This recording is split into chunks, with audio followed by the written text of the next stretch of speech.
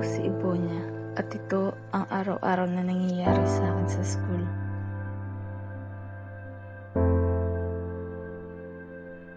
Lagi akong binubuli.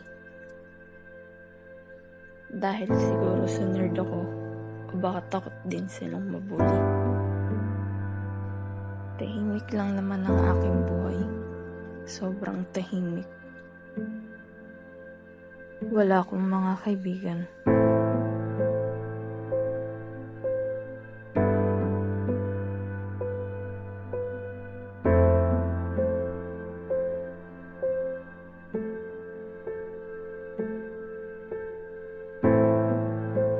Lagi nila akong kinukuhanan ng pera.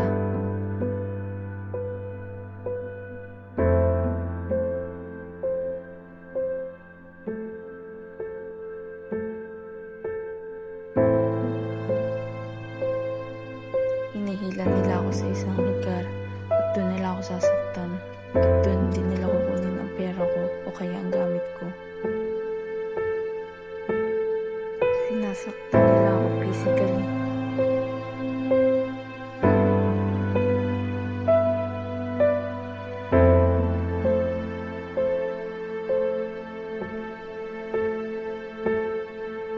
Minsan, nagdadalawang isip ako kung papasok pa ba ako.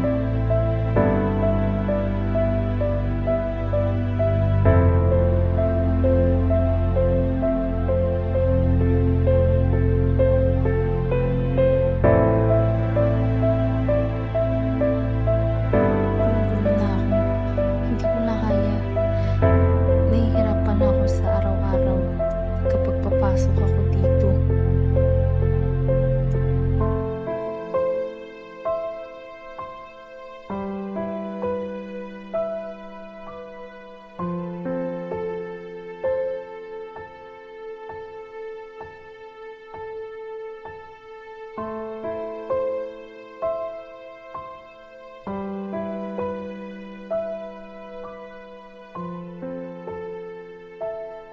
Pero ngayon, sigurado na ako.